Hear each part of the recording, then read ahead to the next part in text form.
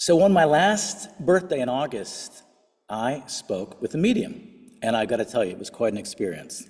It was quite an experience. So some in the church particularly see mediums as people with special gifts that are able to speak to those who have died, and they can be very helpful.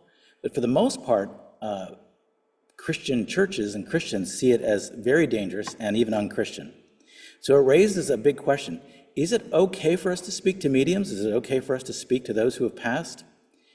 Now, a few weeks ago, for those who were here and remember, during our discussion after the sermon on NDEs, Matthias asked about, what about the ability to speak directly with those who have passed? And so I agreed to preach a sermon on mediums, talking to those who died. Now, considering the passage of my father this past Friday, there is a certain divine timing to it. I was literally writing a section that included him the moment he transitioned, so very timely sermon. Now, if you grew up in any traditional Christian religion, you probably have a pretty negative view of mediums. For most churches, the short answer to the question, should I speak to mediums, is very simple. No, do not do it. So here's some examples. The Roman Catholic Church has declared that it is not lawful to take part in spiritualistic communications or manifestations of any kind with so-called mediums or without one. Evangelical churches cite the verse that we read today from Leviticus, saying, nope, you should be put to death. Mediums should be put to death. And Orthodox Christians also warn members that they should not, quote, fall into the great sin of employing psychics, clairvoyants, mediums, or fortune tellers. And it goes on to say, whether you're aware that this is wrong or you're not, one thing is certain, the people who do this deny their baptism and therefore their salvation. Those are some pretty heavy rules from churches saying, do not do this. This is absolutely wrong. So if you wanted to just, what do most Christian churches teach about the idea of talking to mediums or spiritual psychics or so forth? The answer would clearly be no. Now, what about a Swedenborgian perspective? Swedenborgians are always a little different, and Swedenborg was a mystic, and he experienced hundreds of conversations with people who died. And he's considered by many as the godfather of astral projection and spiritism. Certainly, Swedenborgians would be open to talking to mediums, right? Well, not so fast. Swedenborgians in many places, Swedenborg himself in many places warns against the danger of speaking to the dead. He's very worried that when you engage with those conversations, you're kind of like on the internet opening yourself up to scams. You know, you don't know who's coming along. Someone misrepresents themselves and says they're somebody, but they're really somebody else, and it can be quite dangerous.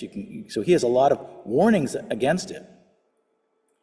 But his teachings have had a huge impact into what is often called the Spiritism movement. That's groups of people who gather and do readings all the time. One of the fathers of that movement was a gentleman by the name of Sir Arthur Conan Doyle. If you recognize the name, he is the author of Sherlock Holmes. He became one of the founding leaders of the Spiritism movement, and he attempted to speak to the dead, and he pointed to Swedenborg's writing as a major guide to all of his thinking. And this connection with Swedenborgians and mediums continues even to this day. In 2021, Netflix had a movie called Things Heard and Seen, and it's described on Wikipedia as a, quote, Swedenborgian thriller. The title is taken from a quote from Swedenborg, and it's a horror movie where a group of Swedenborgians hold seances to help protect a house and a woman in a possessed house. Not a very good movie, I might add, but you can check the Rotten Tomatoes. But you see the connection with Swedenborgians and seances is still in the culture even up to 2021. But it really was a split between Swedenborgianism and Spiritism at some point. The Swedenborgian church actually grew dramatically after the Civil War because so many people lost those to death that they found his teachings and understanding so extremely helpful that it was a highlight for the Swedenborgian movement. And seances and connecting with spirits was a very common thing. The First Lady, Lincoln's wife, actually, Mary Todd Lincoln, had seances at the White House. One reason Swedenborgians kind of wanted to split from this movement of Spiritism is that Spiritism got a reputation for being kooky and for being a scam. And that really took place because there was a couple of sisters in upstate New York, the Fox sisters, Kate and Maggie, and they started speaking to spirits and took it on the road. They were famous. Everybody wanted to come see them, and they could have knocks on the table from spirits. And what they later confessed was they were using their knuckles and cracking their fingers and other things. So it was a false, it was a scam. It was a scam, and that scam really became how people came to view that whole space. And Swedenborgians really wanted to distance themselves. So they began really, Swedenborgians focused more on Swedenborg as an intellectual guide and not so much as something we should practice as connecting to angels. But I will say there's a Spiritism church in Georgetown, Washington, and many cities. It's called the Church of Two Worlds, and they do readings. And the founder of that movement, Andrew Jackson Davis, shared that he would often talk to Swedenborg. He would bring up Swedenborg. And finally, another interesting tidbit is that in France, a man named Allan Kardec wrote a book called Heaven and Hell, and he based it on Swedenborg's book, Heaven and Hell. And it was about directly connecting with spirits in it. It did not take off in France, but this is kind of fascinating. It's the second largest religion in Brazil today, Spiritism. And it's based on Kardec's book, Heaven and Hell, which is based on Swedenborg. Pretty fascinating. And I also say that most ancient religions, so if American Indian or if you're any kind of Native American faith, you would find that they would engage with speaking to the other side. So it's a little confusing with the Bible verses in Leviticus and Deuteronomy and the teachings of the major sects about this, that Sweden, and even Swedenborg's warning, that it looks like it's a closed case we should not engage. But I think we can take another look. And that passage from 1 John is very interesting. It's not quoted very often, but it warns that when you engage with spirits, to be sure you're talking to good spirits. So it implies that the early church was, in fact, engaging with spirits, something that's not very often acknowledged. And then in the story of the Witch of Endor, or the Medium of Endor that we read, that story is King Saul who outlawed mediums till he needed one, and he got the warning. Unfortunately for him, the warning came true, that he was going to lose his kingdom to King David. And Swedenborg, as we saw in the readings today, he offers a different perspective too that's not very often quoted by Swedenborgians in my experience, but he says we're created with the ability to speak to angels and spirits, and it's something that we had originally in the world that we lost over time, and that he concludes we're spirits ourselves, so it's natural. So these verses from Scripture and that teaching of Swedenborg, I think, make a case that there is a power in connecting with spirits, but we need to be careful. And if you just think about it a little further, the Bible story, if you're familiar with it, is full of people who are constantly connecting with angels, spirits, who guide them, including Jesus' parents, who get very important advice. Take your child out of the town. The king, Herod, is going to kill all the babies. Joseph, don't leave Mary. These all happen with angels who are people who have passed into the other world. The book of Revelations, the last book of the Bible, is the Apostle John on a spiritual guided vision. So I do think it's okay, and we have to be careful. So now how about experience? What about your experience? We look at Scripture, right? We look at insights, and then we also look at our experience, and I am someone who is fascinated by all the various possibilities of everything in every religion that I've studied. So I'm always curious. And I was curious back in when I was in divinity school. I went to a spiritual psychic, and this guy named my four brothers by name, and then he wrote down Washington, D.C., and he circled it over and over again and said politics. And I said, I've never really been to Washington, D.C., and I'm studying theology. You got it wrong. I have his handwritten notes today that he was onto something. He had a gift. And now over the years, I've talked to various psychics or spiritual people, and recently I was talking to a friend of mine who I did a funeral for. His partner had a business situation that was unfinished. And I didn't ask to speak to the person who had passed, but he brought him in and gave me some very specific advice for the person who had lost their partner about the financial situation and things that weren't correct. So it was actually extremely helpful. But my first really full-blown experience, I think, with a top-notch medium was this last August on my birthday. And she did not know it was my birthday, and we did it by phone. And as soon as she started talking, she immediately talked about a woman coming into the reading, and it was so clearly my mother that if you knew my mother, you'd know it was her. Very specific things that only our family would know. And some really beautiful things, like thanks to my daughter for taking care of my hair when I had when I was very sick and had Alzheimer's. She said her husband was still alive, but facing transition. She said we're all ready for him. We're waiting for him, and we can't wait. So it was a very long reading, an hour and a half. So I'm just giving you some interesting highlights, but what I can say is the reading was extremely therapeutic and very helpful. It was extremely therapeutic to my dad, who heard this very clear message from my mom, and it was there was a lot of other messages for me and for the family, and they were very beautiful and helpful, and it's an important gift. At the end of the reading, the medium said, your mom wants to send you a sign that she's with you at times, if you're open to that. And she said, the next time you speak with your dad, she's going to send a feather down, a very light feather right in front of you, so you'll know it's from her. And that's just her sign that when you leave a building after talking to your dad, you'll know it's her. Okay? So a week later, during a call with my dad, I heard someone outside my office door here at the church. Only Jimmy has access. So I figured Jimmy sometimes drops the mail off for me. So I'm thinking it's kind of late at night, and nobody's here, and so but I'm on this call with my dad, and I can't stop. So in any case, when I come out, there was no mail, and there was no Jimmy, and there was nobody. The door had remained locked. So that was a little spooky. I leave the dark church, which I do all the time. It's a little spooky. And but I walk outside. It's still daylight, and what happens? A feather drops right in front of me.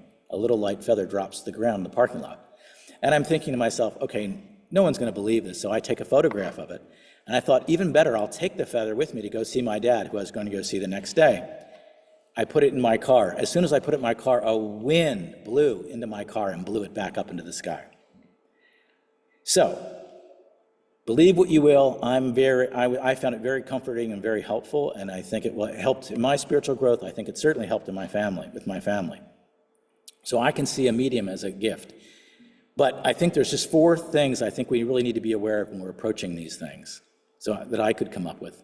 And the one is, first of all, like any great spiritual lesson, check your intentions.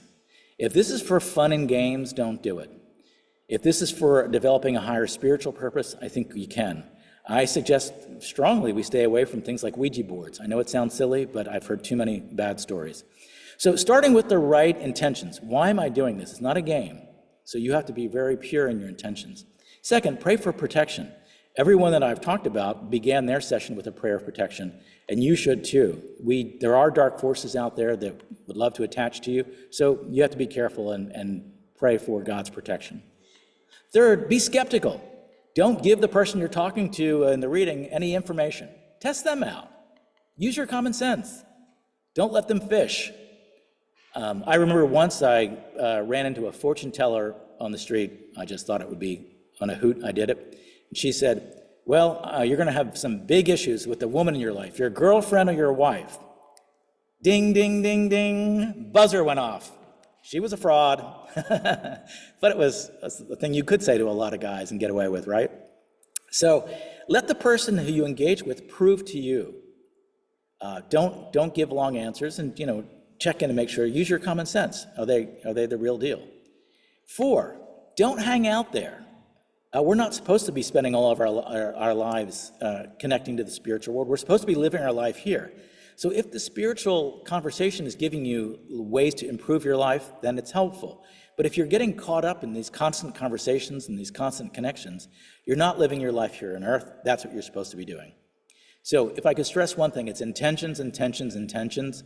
It's true of all spiritual teachings. What is your intention? Find out, why am I doing this? Check your motive. If it's for good, I think it's okay, but be careful of any other motives.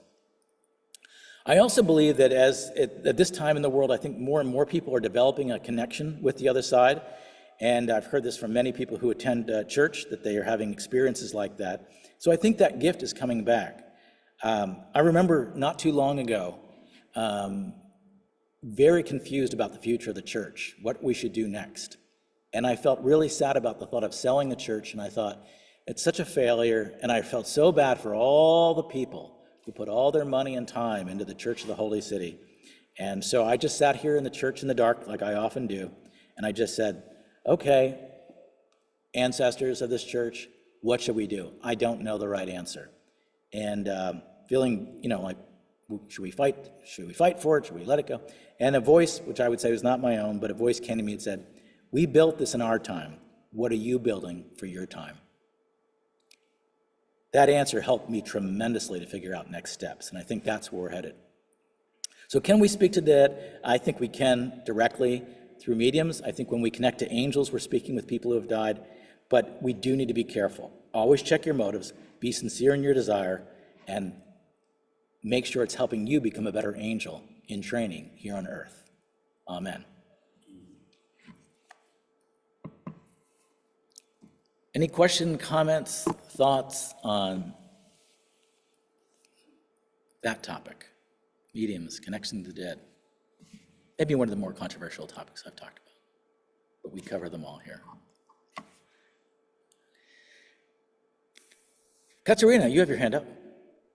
Yeah, thank you, Rich, for that wonderful message. I've got two questions. One, what made you want to go and search out for mediums when I know you connect with the spiritual side of things and angels very well yourself? Like, why go to a medium? And number two, in light of your sermon, what can we make of these biblical passages? Like, why are they there? What do we make of them today? Yeah, so let's see, that's two really good questions. The first one is, why would I do it if I'm already connected? So I think I probably do have a better connection, a little better frequency than most people. I think it's just some people have it, some people don't. That's what the mediums tell me. They say, oh, you've got this ability yourself. What I experienced in the call on my birthday was crystal clear compared to anything I've ever gotten. So it's like watching a very blurry TV with your little antenna you're trying to hold to the window and try to get a picture. That's probably how I connect. This person was crystal clear and very specific, and it was neat to have an outside source too to verify, because am I talking to myself about my mother or whoever came through? So that would be it. And I'm extremely spiritually curious, always have been, and so I'm very open to trying things. I'm also very aware of evil spirits in life, so I'm cautious about that too, but I'm very curious about other faiths, other strategies, other ways of connecting. The second question, does that answer the first question, why I do it? And I'll just say as a joke, when I left a conversation with my dad, and he said, you come up, do communion for me. I said, okay, well, don't die before I get there, but if you do, we'll talk to this medium and I'll talk to you. So, it was kind of a joke. Second, what about that spiritual passage, particularly from Leviticus, that says like mediums should be put to death? How do I interpret that? Well, one, Leviticus is a pretty ancient text. The world has changed a lot. By that measure, Leviticus, if you go through all the people who get killed in Leviticus, I'm afraid gays don't survive very long. I think women in menstrual cycles are in trouble. Foreigner, people who eat certain types of food. So one, I think we're evolving spiritually. Two, something happened, I do believe, when Christ came into the world, when God came in as Jesus Christ. I think we saw a suppression of demonic possession in the world. If you remember, in Jesus' lifetime, there was people possessed all over the place. He's constantly dealing with demonic possession. I think that power is decreased. I think it was really bad. And I think that connecting could have connected you to the wrong side. So I think we're in a time of more spiritual evolution and connection. And in a way, we're getting back to the earliest time when people were connected before the fall. That'd be my theological answer. Is that helpful? That's super interesting. Yeah, thank you. Thanks. You have a question? Why don't you, if you, could you, no, you don't, okay, Jason has a question, but I don't have the camera, so. What do you think the spirits want to communicate to us? Do they want to warn us? Do they want to offer us comfort? What's motivating them to communicate a message to us? So Jason asked, why would spirits on the other side want to connect with us? Like, what's motivating them? Interesting. The best I can tell, again, who knows? I'm saying these things. I have, this is just what Rich thinks. And what I've studied, my experience is that people are quite busy in their other life, in the other world. And so it's not natural to come into our world. One thing they cannot do is they cannot affect free will. So they can't say, this is what's going to happen, this is the date, change this, but they are engaged. So there is examples where people will say, I had a flat tire and I avoided an accident. In my case, the story I always talk about is I was scheduled in that flight that went into the Pentagon, and I was canceled 3 days before on 9/11. I think there are things that come into our life and can affect outcomes if we're paying attention. So I think they're trying to guide us toward the good. I think comfort, they always want to comfort us, particularly this story with my mom coming through was very comforting. The person involved said my mom was waiting since the day I scheduled the appointment. She said that my mom was coming into her saying I couldn't wait to talk to me in that reading. So I think it's comfort, it's connection, it's all positive. Yeah, so does that make sense? I think it's all about helping and comforting, but it can't affect free will. They can't tell you. Even in this case, the woman said, oh, do you know that your father's going to pass soon? And I said, well, yeah, he knows it, we know it. He's 97. And she said, but, and I can't tell you any more about the date, time or date. That's not something we're given. So I think there's a lot of factors in that world. That makes sense. Does that make sense? That's at least my guess. It's, again, if their goal isn't to be helpful and kind, then they're not a good spirit. And those folks are floating around too. And those are the ones we want to avoid. Any other question? Jimmy, do you have a question? Okay. Yeah. Anybody else with a question or a comment?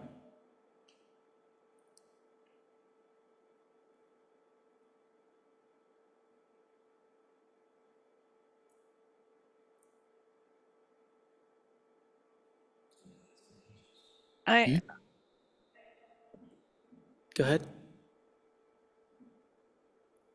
Me? Roxanne? Yeah. So I'm taking a course right now at this Center for Swedenborgian Studies, and I'm taking a course in incarnation theology, and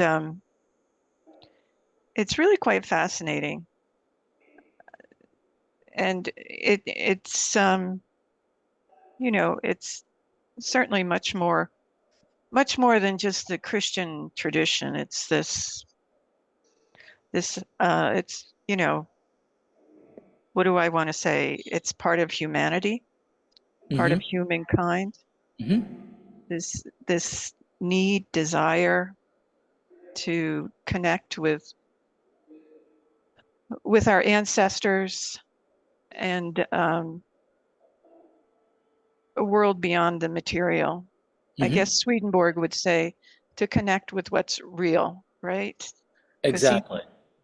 Spirit is real. This world's a bit of an illusion as far as us thinking this is the be all and end all. I think you're right on. So I just have a quick story about, I'm sure all of you have heard the red cardinal, the meaning of the red cardinal. And right now my sister is at our parents' home. It's our home now, but it was inherited from our parents. And she sent me a picture on, I guess it was Friday. She said, I I opened the shade and look who was staring at me. And it was this beautiful red cardinal. And I was like, oh, mom and dad are there. So yeah, red cardinals. Yeah, I would say a lot of people have, well, it was a feather, right? And a lot of people have bird things or different animals that connect, but a lot of birds and butterflies. Thank you. Yeah, I mean, I have a ton of feathers in my house. Yeah, yours wouldn't be particularly, you wouldn't know which one's from the angels or just from the birds. Yeah. Anybody else with a question or a comment about connecting? Nikki?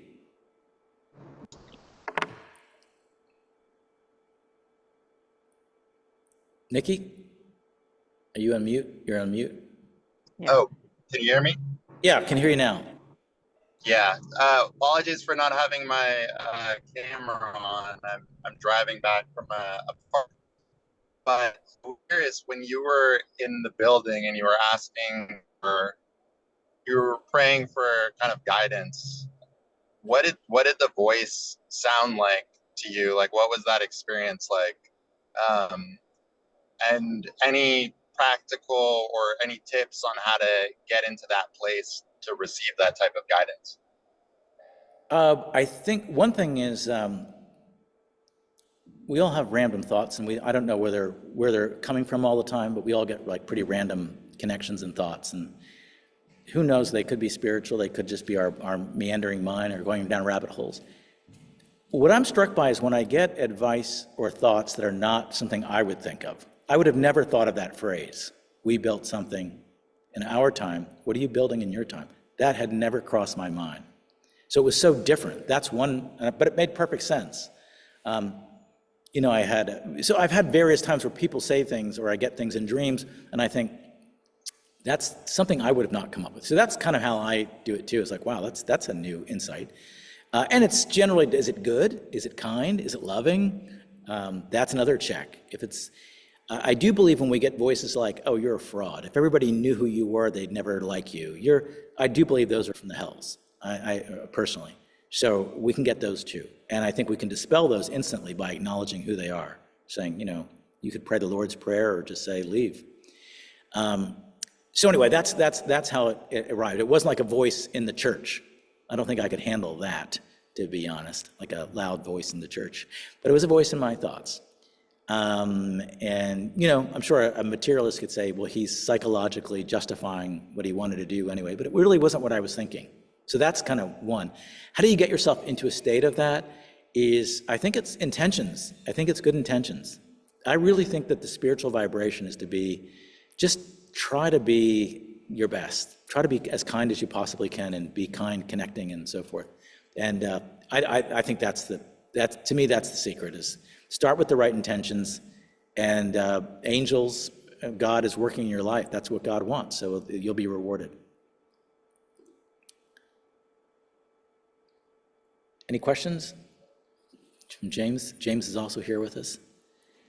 Anybody else with a question, comment? Roxanne, let's wait and see if I can go ahead, Sherry. It's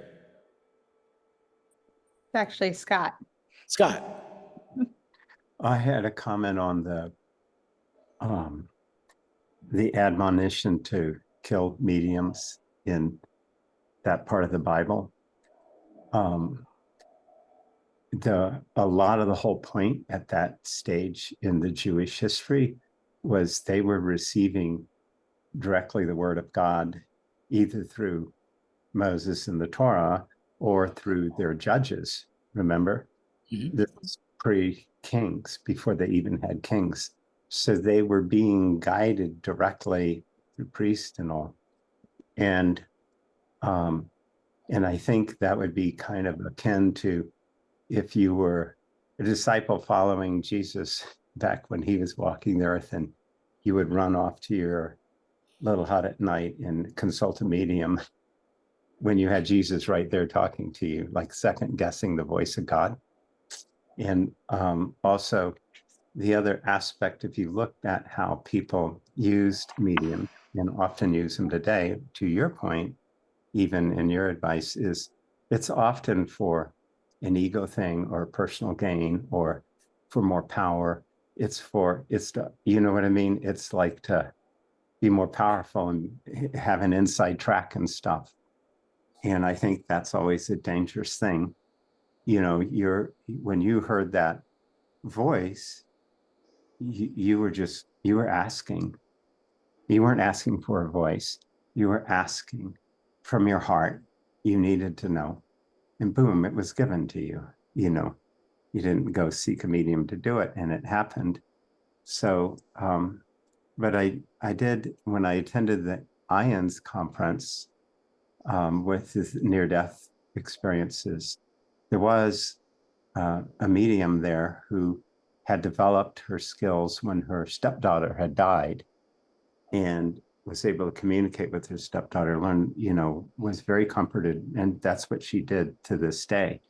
And again, you look at her intent there, it's just like, yeah, the deceased one is okay. You know, that kind of stuff.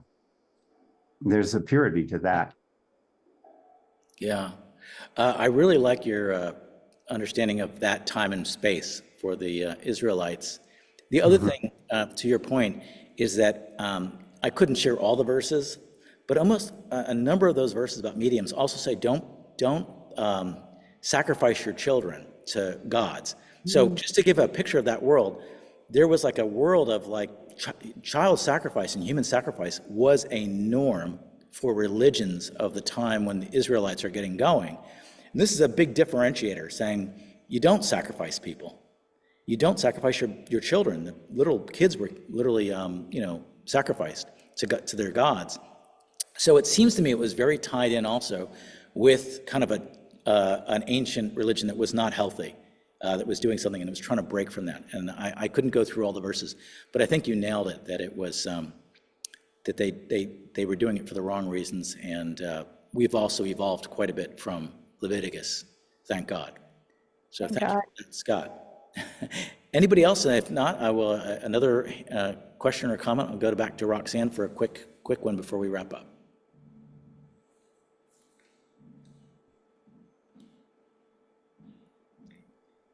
Okay, Katerina and then Roxanne. Very quickly, I really appreciated Scott's point, and the reason why I asked my question is because I wondered if that passage in Leviticus and others were included because mediums are presented sort of a direct threat to authority, to Jewish priests and so forth. It was like yet another way of communicating with spiritual powers and getting your message. And so I thought it was done perhaps more for human reasons than, for spiritual ones. Well, that it could be because, so Leviticus is one point when they write that, that's an earlier time. Then Saul, I didn't really set up the story, the witch of Endor, but Saul's the king of Israel, and he's done some terrible things. And so he's the one that bans all the mediums, and then he goes and finds one. And then she says, oh my gosh, you're Saul. It's kind of a dramatic story when she's doing the reading. And then Samuel, who's the old prophet, comes up and says, sorry, you're going to lose your kingdom to King David, which is what happens. But the point there is he then broke his own, he needed a medium. And it's a pretty dramatic story. So anyway, yeah, I think over time there was probably, in the case of Saul, it probably wasn't, he was probably looking for political guidance against David. So that's a very good point. And I don't see any other hands or questions. I realize that was a very interesting topic you probably have not heard in maybe many sermons. Roxanne, can you ask a short question or a comment and we'll wrap it up? Yeah, it's a short comment, and it's from Divine Love and Wisdom, and it's section 61. And there in that section, Swedenborg says that animals are spiritual. They have spiritual elements, which I think is very exciting. I think that's the genesis of a sermon on the spirituality of animals. I cannot tell you the number of people who have asked me that question. Is probably one of the most common questions, and we are a congregation of dog and cat and bird and horse and various animal lovers. So Roxanne always says, when are you going to do the blessing of the animals? It's a little tough since virtually to do it, but maybe we can do it virtually. But we'll have it. But Annabelle kind of plowed new ground here at the church when she would bring in her dog and then dogs to the sanctuary. So yes. All right, well, everybody, that was a good discussion. Thank you for Mateus. We'll have this recorded for you. I hope you enjoyed it, and we'll continue our worship. So we'll turn off the recording.